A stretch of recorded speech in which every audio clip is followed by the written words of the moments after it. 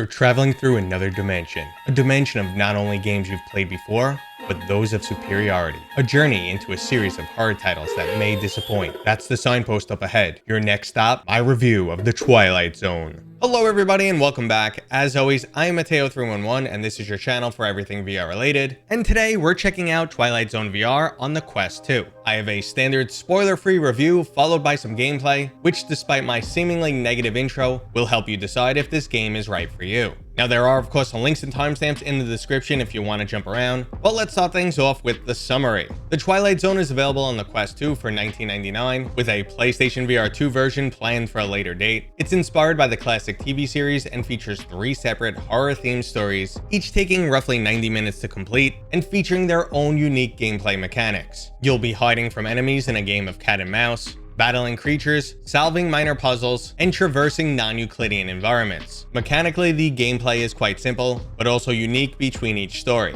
These are all elements we've seen in previous titles, and you can almost describe these stories as inferior versions of Jurassic World Aftermath, Into the Radius, and Layers of Fear. Now that comment is in reference to the game mechanics, rather than the story content itself, but Chapter 1 plays just like Jurassic World Aftermath, where you're continually hiding from a creature, but it doesn't have the same level of fidelity or charm. Chapter 2 reminds me a bit of Into the Radius, where you're traversing an irradiated dystopian future world filled with monstrous creatures, but it doesn't have any of the elements that make that game great, and the combat is lackluster. And the third and final story is a walking simulator featuring some non-Euclidean geometry, which is cool, but we've seen it before. Now, with my quality complaints aside, this is still a pretty fun horror-themed set of experiences that do in fact capture the essence of the Twilight Zone TV series. The storylines are compelling, and they even throw some twists that we've come to expect from the show. So I think it's the perfect time to jump into my experience with this title, and right from the beginning, this game does an excellent job of setting the tone. It has a fantastic intro that can compete with I Expect You to Die, the tutorial lets you know what you're in for, and you must comply. So right off the bat, you know there will be some jump scares, but you still won't know what exactly to expect. From a fear factor, this title strikes the perfect balance. Frequent saves help cut the tension, the title doesn't rely on jump scares, and it makes excellent usage of audio to keep things spooky, but not too scary.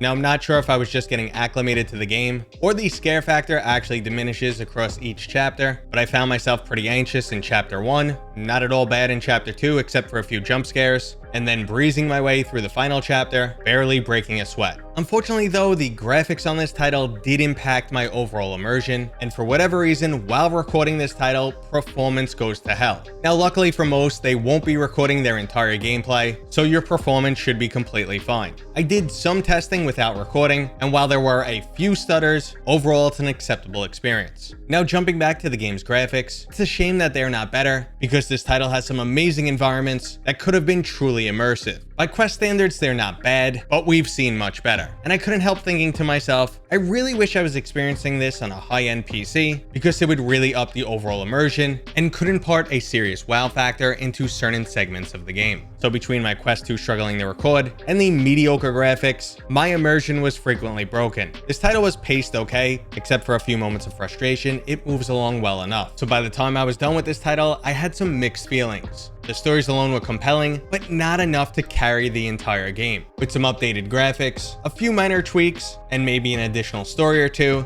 this could be a solid title. So the next obvious question is, do I recommend it? There is definitely fun to be had here. If you're a horror junkie or a huge Twilight Zone fan, then maybe it's right up your alley. If games like Jurassic World Aftermath or Layers of Fear aren't your style, well then you won't enjoy the gameplay from Twilight Zone VR. But if you're just looking to take in some cool storylines and get the blood pumping a bit, it's worth the $19.99 asking price, but it probably wouldn't be my first recommendation. So here's the verdict. The Twilight Zone VR does an excellent job of capturing the essence from the classic TV series. It's mechanically simplistic, the graphics underwhelm, and it feels like inferior versions of games you've played before. Now the storylines do shine, but probably not enough to carry this game for the average player. The pros include 3 distinct stories that all feature their own mechanics, and an interesting storyline that interweaves across all 3 chapters. On the con side, we have some mediocre graphics and simplistic gameplay. For now, I'm interested in retrying this game when it releases for the PlayStation VR 2, and I am still hoping they release some additional storylines. Okay, so let's jump into some narrated gameplay, and this game gets off to a great start with that Twilight Zone inspired intro.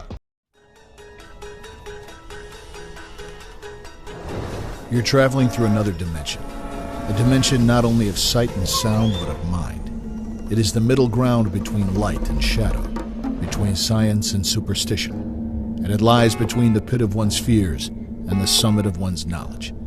You are now crossing through a dimension of imagination. You've just crossed over into the Twilight Zone. The game stays true to the classic series, setting up each chapter with some intriguing narration. Game over? Perhaps for some. But for Jordan, who does not play well with others, this game is an endless loop of 8-bit revenge. A life sentence of extra lives in a pixelated prison only possible in the Twilight Zone. Now I am avoiding story content and just want to show off mechanics, and here we're playing cat and mouse with a character from an 8-bit video game.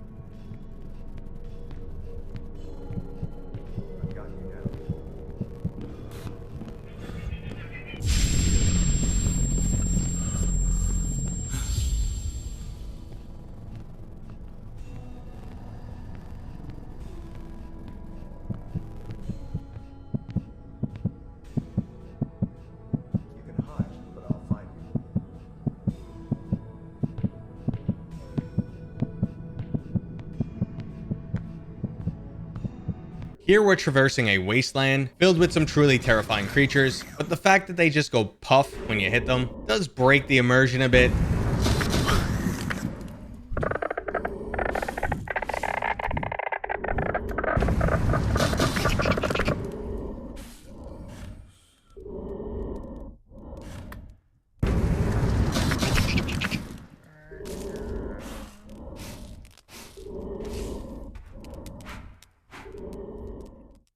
And finally, we're repeatedly getting lost in our house, and then going on what looks like a psychedelic journey.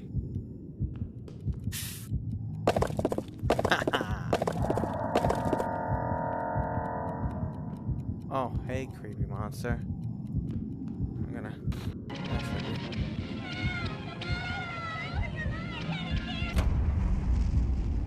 Interesting. We're not in Kansas anymore. Whee!